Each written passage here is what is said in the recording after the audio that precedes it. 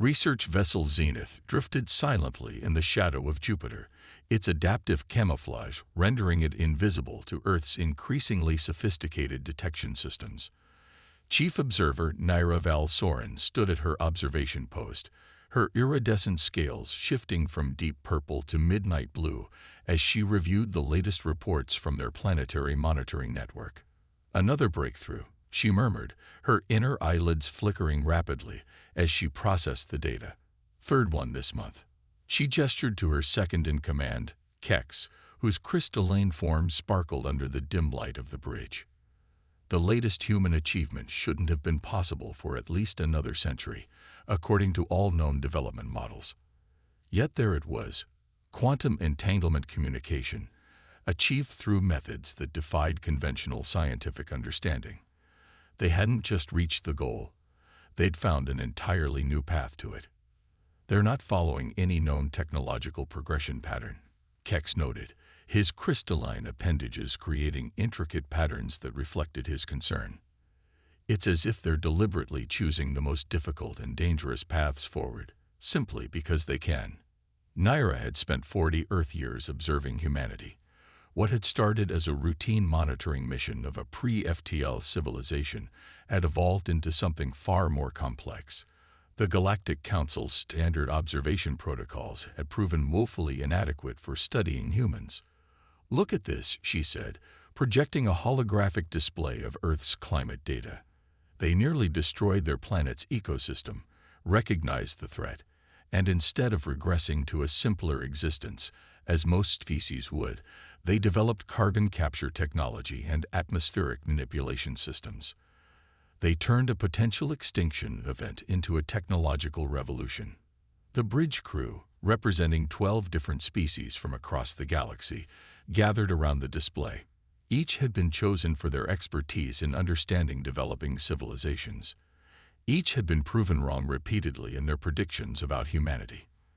"The Council needs to know," Senior Analyst Zar-Eth clicked through his mandibles. His insectoid features reflected the artificial lighting as he manipulated the holographic data. "The containment protocols we designed. They won't work. Not against them." Naira had reached the same conclusion months ago, but had hesitated to report it. The implications were too severe. The Galactic Council had never encountered a species like humanity before. Their closest comparison were the now extinct precursors, whose rapid advancement had led to their own destruction. "Humans are different," she said, bringing up footage from their historical archives. "Look at their response to the recent solar flare that should have devastated their communications infrastructure. Instead of taking decades to recover, they had new radiation-hardened systems in place within months. They don't just solve problems. They anticipate them, prepare for worst-case scenarios we wouldn't even consider."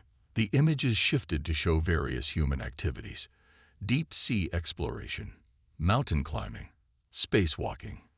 Most species avoid danger. Humans, they're drawn to it. They deliberately seek out challenges. Their entertainment, their stories, their games, all centered around overcoming impossible odds. Kex's crystalline form pulsed with worried light. "The Council's standard protocols assume that developing species will follow predictable patterns. Humans break every pattern we've ever documented. They simultaneously develop hundreds of different approaches to the same problem, choosing the most effective through a process they call competition.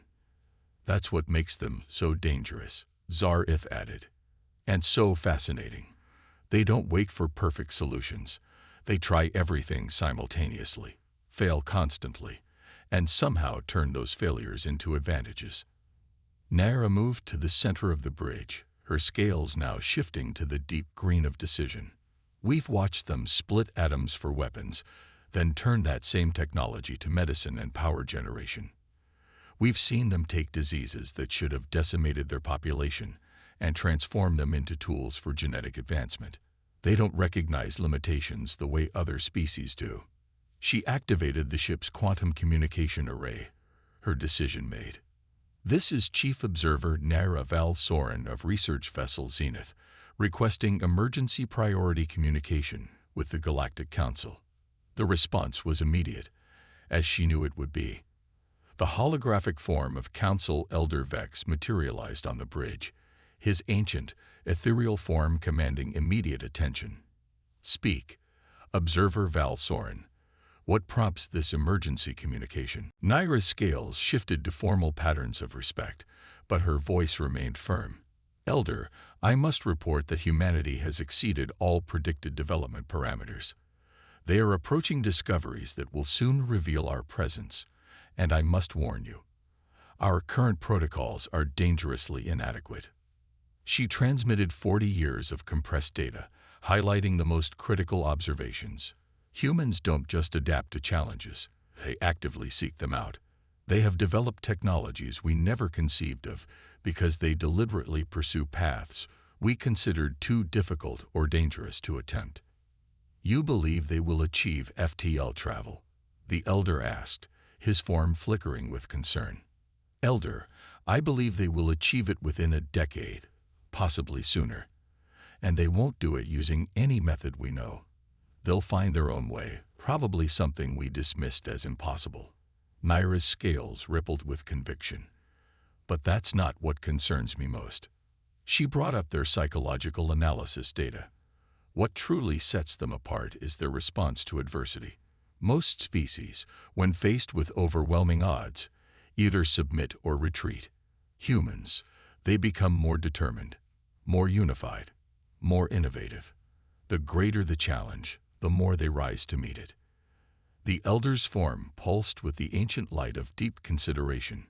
"You believe we should abandon the containment protocols?" "I believe we should abandon any notion of controlling or containing humanity," Naira replied. "Instead, I recommend immediate preparation for open contact, on their terms, not ours.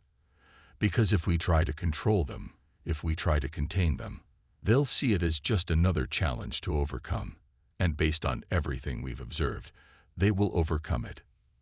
The silence that followed was heavy with implications. Finally, the Elder spoke. "Prepare a full report, Observer Val Soren. The Council must be made aware of everything you've learned.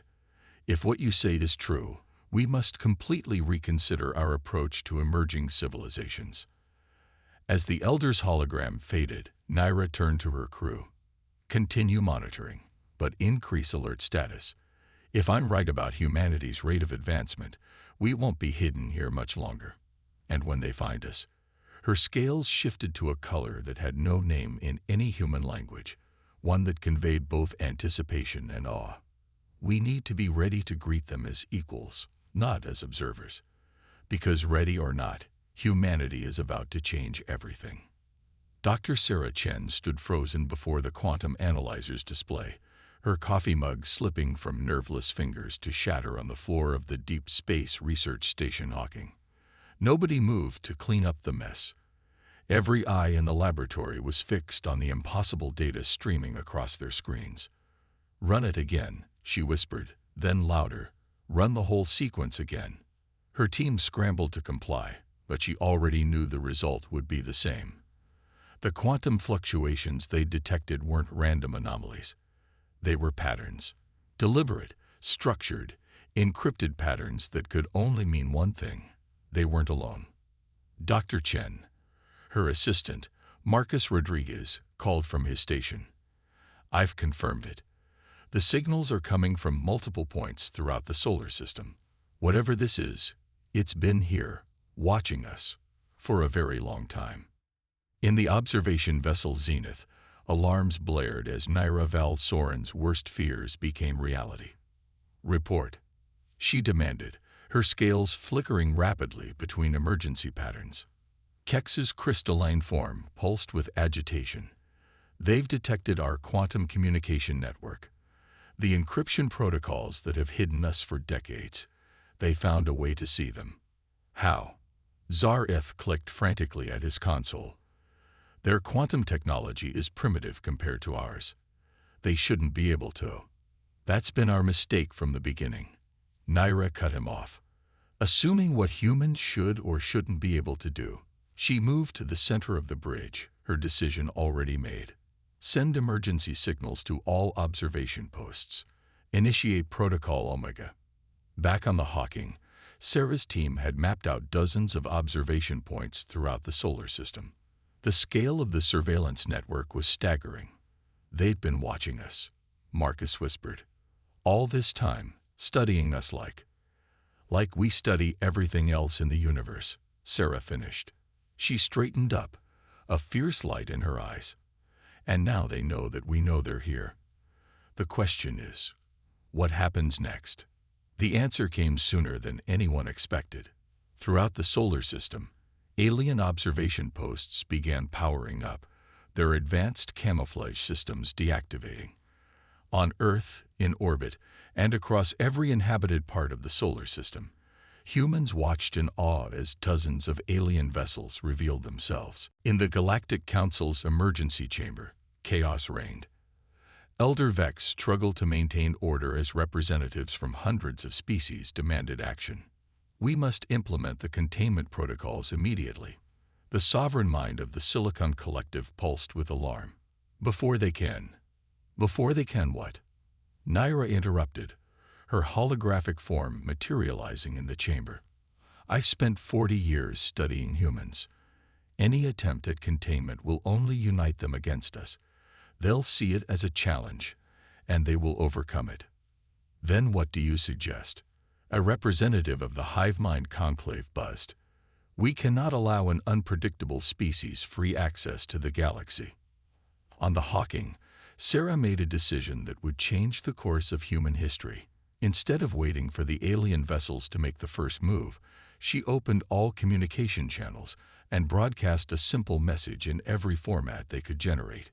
"To our unknown observers, we see you now. We have questions. We're ready to talk." The message was elegant in its simplicity, peaceful in its intent, but containing an unmistakable undertone that humanity would not be ignored or dismissed. It was exactly what Naira had come to expect from humans. In the council chamber, she played the message for all to hear. "This is our moment of choice," she declared. "We can treat humans as equals, acknowledge their right to join the galactic community on their own terms, or we can try to contain them and face the consequences. You speak as if they have a choice in the matter." The Silicon Collective representative scoffed. "We are centuries ahead of them technologically, are we?" Naira challenged. "In 40 years, I've watched them solve problems in ways we never imagined possible. They don't think like us. They don't approach challenges like us. And most importantly, they don't give up like us." She projected her decades of observations for all to see. "Look at their history. Every time they've faced an overwhelming force, they've united and innovated their way through it.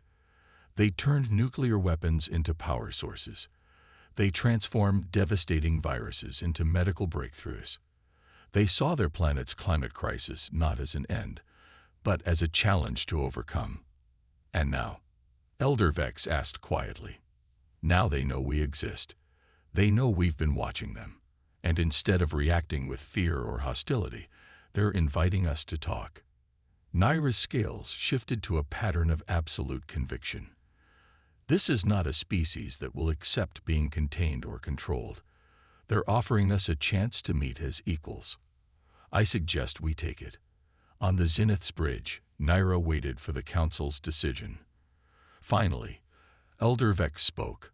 "Observer Val Soren, you have spent the most time studying humanity. The council charges you with establishing first contact." Naira turned to her crew. "Send a response to the human station. Keep it simple. Keep it honest." Her scales rippled with what might have been excitement, or perhaps fear. "Tell them we accept their invitation to talk." As the message was transmitted, Naira watched the human station through the Zenith sensors. In all her years of observation, she had never felt more uncertain about what would happen next. But one thing she knew for certain: the galaxy was about to change forever. In the Hawking's laboratory, Sarah Chen read the alien response and smiled. "Well," she said to her team, "it looks like we have a lot to talk about." The United Nations Assembly Hall had never seen a gathering quite like this. Representatives from Earth's nations sat alongside delegates from over 30 alien species, the air thick with tension and possibility. Dr. Sarah Chen, now Earth's chief scientific liaison, watched as Naira Val-Soren approached the podium, the alien observer's scales shifting through subtle patterns of diplomatic formality. Humanity, Naira began, her words translated simultaneously through advanced linguistic systems. For 40 years we watched you grow, innovate, and overcome challenges that should have been impossible. We come before you now not as superior beings, but as fellow travelers in the cosmic journey. The assembly hall remained silent, but Sarah could feel the electric tension in the air. Humanity's first official contact with alien life wasn't going anything like the countless scenarios they'd imagined. Instead of a simple exchange of greetings, they were being confronted with the knowledge that they'd been under observation for decades. Your methods puzzle us, Naira continued. Your solutions defy our models. Your very approach to existence challenges everything we thought we knew about intelligent life. You see insurmountable obstacles as invitations to innovate. You transform deadly challenges into opportunities for advancement. In the front row, General Diana Martins of the United Earth Defense Force leaned forward, her expression unreadable. "And this frightens you?" she asked, her voice carrying clearly through the hall. Naira's scales flickered with what might have been amusement. "It terrifies us," she admitted. "You are the first species we've encountered who actively seeks out danger for the purpose of overcoming it. You deliberately place yourselves in hostile environments to learn from them. You transform weapons into tools, viruses into cures, and catastrophes into catalysts for advancement." The Silicon Collective's representative stepped forward, its crystalline form refracting light across the chamber. "We must address the quantum barrier breach," it announced. "How did you detect our observation network?" Sarah stood, tablet in hand. "We weren't looking for you specifically," she explained. "We were attempting to develop faster-than-light communication by exploring quantum entanglement patterns. Your network appeared as an anomaly in our data, a pattern too perfect to be natural." "Impossible," the Silicon representative declared. "Your quantum technology is centuries behind the necessary level for such detection." "That's because we approached it differently," Marcus Rodriguez chimed in from beside Sarah. "Instead of trying to achieve stable quantum entanglement, we developed a system to detect quantum instabilities. We essentially looked for the shadows your communications cast, rather than the communications themselves." The assembly erupted in murmurs. Naira's scales shifted to a deep blue of revelation. "This is exactly what we've been trying to explain to the Council. Humans don't follow established technological progression patterns.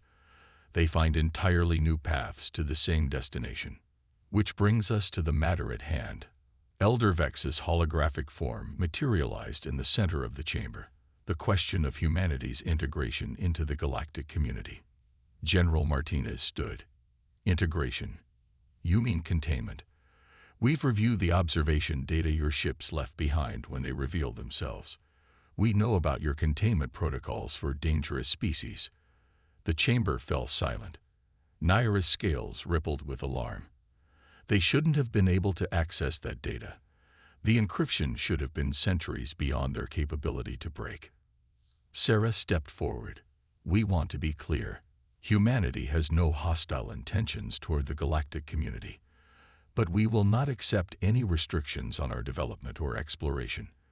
We're willing to learn your laws, share our innovations, and work together for mutual benefit. But we won't be contained. And if we insist..." The hive mind representative buzzed. "Then you'll fail," Sarah replied simply. "Not because we're stronger or more advanced, but because limitation isn't in our nature. We'll find a way around it, through it, or over it. We always have." Elder Vex's hologram pulsed thoughtfully. Perhaps we are approaching this wrongly. Observer Val-Soren, you've studied humanity the longest. What do you recommend?" Naira moved to the center of the chamber, her scales now showing patterns that none of her kind had ever displayed before. Patterns inspired by human unpredictability. "I recommend we learn from them. Their methods are chaotic, their solutions unexpected. but their results are undeniable. Instead of trying to make them conform to our models, we should study how their innovations might benefit us all. You suggest we simply trust them, the Silicon representative demanded. I suggest we trust ourselves to adapt, Naira replied. Humanity has demonstrated an incredible capacity for both destruction and creation. But when given the choice between conquest and cooperation, they consistently choose to innovate rather than destroy. Sarah stepped forward again. We propose a mutual exchange program, our scientists working alongside yours, learning from each other. No restrictions, no containment, just open collaboration for the benefit of all species. The proposal sent shockwaves through the assembly. Such unrestricted exchange of knowledge went against thousands of years of galactic protocol. But as the delegates looked at the humans before them, proud, curious, and utterly unafraid of the unknown, they began to realize that traditional protocols might not apply here. Elder Vex's hologram expanded to fill the chamber. The Council will need time to consider this proposal, but I suspect Observer Val Soren is correct. Attempting to contain humanity would be both futile and counterproductive. Perhaps it is we who need to adapt. As the assembly adjourned, Naira approached Sarah privately. Your people continue to surprise us, she said, her scales showing patterns of genuine admiration. Sarah smiled. That's what we do best. The universe is full of impossible things just waiting to be made possible. We're just getting started. The first official contact between humanity and the galactic community hadn't gone according to anyone's plans or protocols. But perhaps that was fitting for a species that had made a habit of defying expectations. The real question now was not whether humanity would join the galactic community, but how the galactic community would adapt to humanity. The emergency alert rippled through subspace, reaching every corner of known space simultaneously. In the newly established Human Galactic Cooperation Center on Luna, Sarah Chen watched in horror as the data streamed across her quantum displays. Beside her, Naira's scales had turned a color she'd never seen before, one that spoke of primal fear. It's impossible, Naira whispered. The void between galaxies isn't just empty space. It's a barrier. Nothing could cross it. Nothing should cross it. But the readings were undeniable. Something was coming from the intergalactic void, and it was like nothing the galactic community had ever encountered. A vast, dark mass of something that defied their most advanced sensors, consuming everything in its path. How long? General Martins demanded, her hologram flickering in the center of the command center. At current velocity, it will reach the outer rim of the galaxy in 30 days, the Silicon Collective's representative calculated. Once it enters the galaxy proper, we estimate total consumption of all matter in its path within 6 months. The Galactic Council had convened an emergency session, their voices filled with despair. Every simulation they ran showed the same result: total destruction. Their most powerful weapons would be useless against something that seemed to exist partially outside normal spacetime. But Sarah wasn't listening to the predictions of doom. She was watching the data, her mind racing in ways that the aliens had come to recognize as uniquely human. Show me the void readings again, she demanded. All of them, from the moment we first detected the anomaly. Marcus pulled up the data, and Sarah's eyes narrowed. There, she pointed. Look at the quantum fluctuation patterns. They're not random. This thing, it's not just moving through space, it's moving through time as well. Naira's scales shifted to patterns of confusion. That's not possible. Even our most advanced theories about temporal mechanics. Forget your theories, Sarah interrupted. Look at the data. This entity exists in multiple temporal states simultaneously. That's why our weapons would be useless. We can't hit something that exists in multiple moments at once. The council chamber fell silent as the implications sank in. Their most advanced civilizations had never even attempted to manipulate time itself. The risks were considered too great, the theories too complex. But, Sarah continued, a familiar light coming into her eyes, if it exists in multiple temporal states, That means it's vulnerable to temporal interference. We don't need to destroy it. We need to desynchronize it. Temporal interference on that scale would require more energy than exists in 1,000 star systems. The Silicon representative protested. Not if we use the enemy's own temporal displacement against it. Marcus added, catching on to Sarah's train of thought. We don't need to generate the energy. We just need to redirect what's already there. What followed was unlike anything the galactic community had ever seen. As the void entity approached, humans from every field of science began proposing solutions that the aliens had never considered, not because they weren't capable, but because they had never thought to combine technologies in such ways. Sarah led a team that worked to combine quantum entanglement technology with temporal sensors. General Martinez coordinated with alien military vessels to create a vast network of temporal displacement beacons. Even the Silicon Collective found itself processing data in new ways, inspired by human methods of parallel problem-solving. Your species, Naira observed as she watched humans work around the clock, you don't just solve problems, you transform them into opportunities. Sarah barely looked up from her calculations. That's because we don't accept no-win scenarios. There's always another way. You just have to be willing to try the impossible. As the void entity entered the galaxy's outer rim, humanity's solution was ready. It wasn't elegant by alien standards. It wasn't even entirely stable, but it was audacious in a way that only humans could conceive. They would use the galaxy itself as a temporal lens, focusing the combined temporal displacement of billions of stars through a network of quantum-entangled beacons. The energy requirements were met by deliberately destabilizing several dying stars, something the aliens had never considered possible, let alone practical. This is madness, the hive mind representative buzzed. If your calculations are off by even a fraction, then we fail, Sarah finished. But if we do nothing, we definitely fail. At least this way we go down fighting. The moment of truth arrived as the void entity reached the first line of beacons. Sarah gave the order, and across the galaxy, the most ambitious plan ever conceived was put into motion.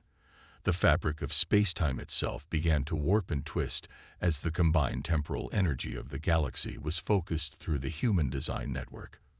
For a moment that seemed to stretch into eternity, nothing happened. Then, gradually, the void entity began to change. Its multiple temporal states began to desynchronize, its vast forms splitting across different moments in time until, with a flash that temporarily blinded every sensor in the galaxy, it collapsed in on itself. In the aftermath, as the galaxy's civilizations breathed a collective sigh of relief, something fundamental had changed. The aliens had witnessed humanity not just solving an impossible problem, but doing so by completely redefining what was possible. We need to reconsider everything, Elder Vex announced to the Council. Our protocols, our limitations, our very understanding of what's possible. Humanity has shown us that the impossible is simply something we haven't tried hard enough to achieve. Sarah, exhausted but triumphant, turned to Naira. So still think we need to be contained. Naira's scales shifted through patterns that express both awe and amusement. I think we need to learn from you. Your species doesn't just overcome challenges, you transform them into stepping stones for even greater achievements. As the galaxy began to recover, new collaborations were already forming. Human scientists were being invited to share their methodologies, their way of approaching problems. The galactic community was beginning to realize that humanity's greatest strength wasn't their technology or their resilience. It was their ability to imagine solutions that no one else would dare to try. 5 years after the void entity crisis, the Galactic Center bore little resemblance to its former self. Where once stood rigid hierarchical structures of ancient civilizations, now rose interconnected research centers where humans worked alongside aliens, breaking down barriers that had stood for millennia. Sarah Chen, now serving as the Director of Interspecies Scientific Cooperation, stood at the observation deck of the newly constructed Horizon Institute. Below her, teams of humans, and aliens work together on projects that would have been deemed impossible just a few years ago, still finding new ways to break the rules. Naira asked, approaching with her scales displaying patterns of friendly amusement. The alien observer had become one of humanity's strongest advocates in the galaxy.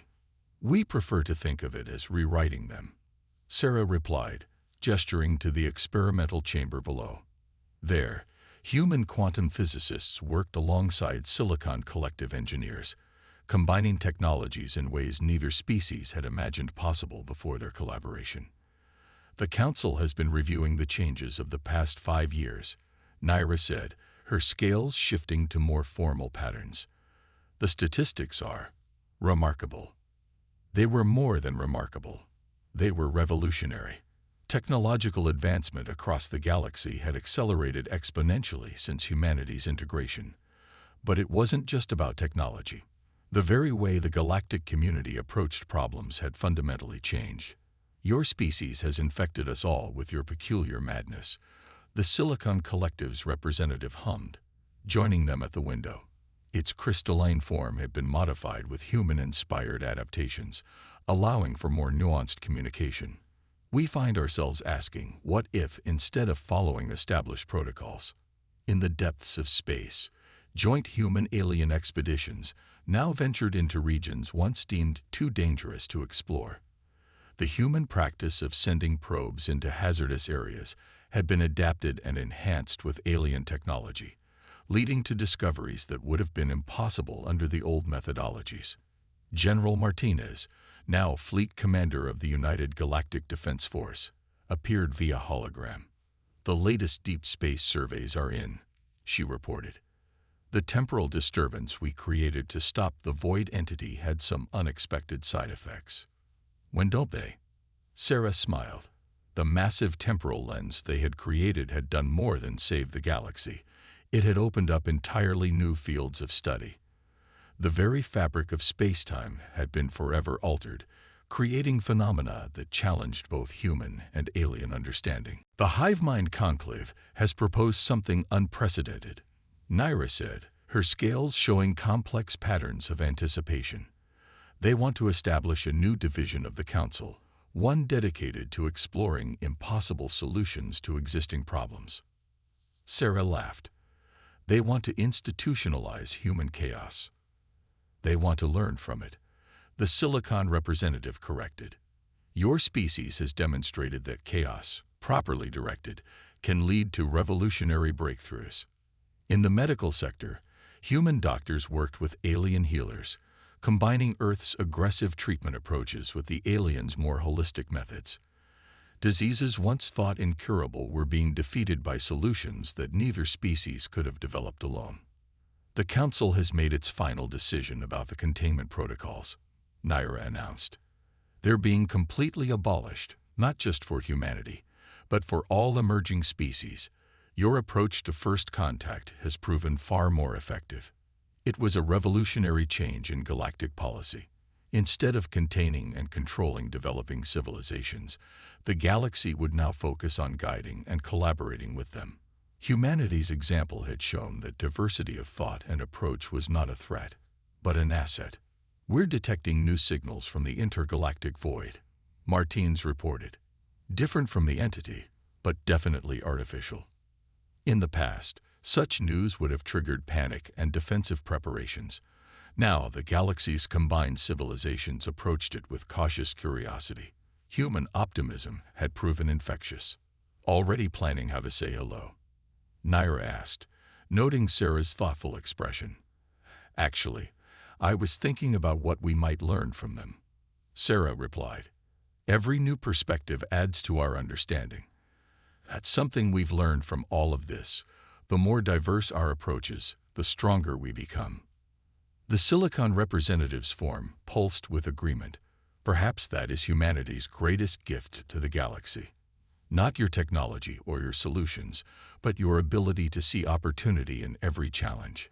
In orbital shipyards throughout the galaxy, a new class of vessels was under construction. They combined human ingenuity with alien technology, designed not for war or defense, but for pushing the boundaries of what was possible.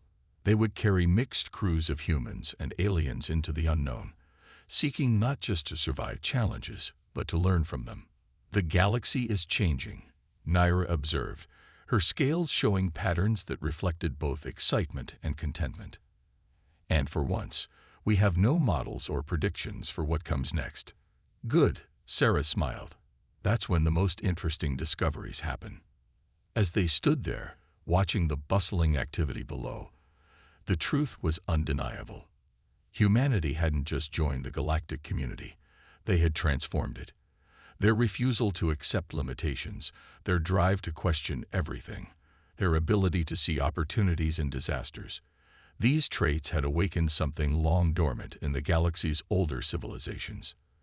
The age of rigid protocols and careful containment was over. A new era had begun, one where the impossible was merely a challenge waiting to be overcome, where diversity of thought was celebrated rather than controlled, and where the greatest discoveries came from asking not why, but why not. And somewhere in the vast intergalactic void, new signals beckoned, promising challenges and opportunities that neither humans nor aliens could yet imagine. But now, united in their diversity, strengthened by their differences, they were ready to face whatever waited out there among the stars. The galaxy had evolved, not through careful planning or ancient wisdom, but through the chaotic, beautiful, impossible magic of human determination. And this was just the beginning.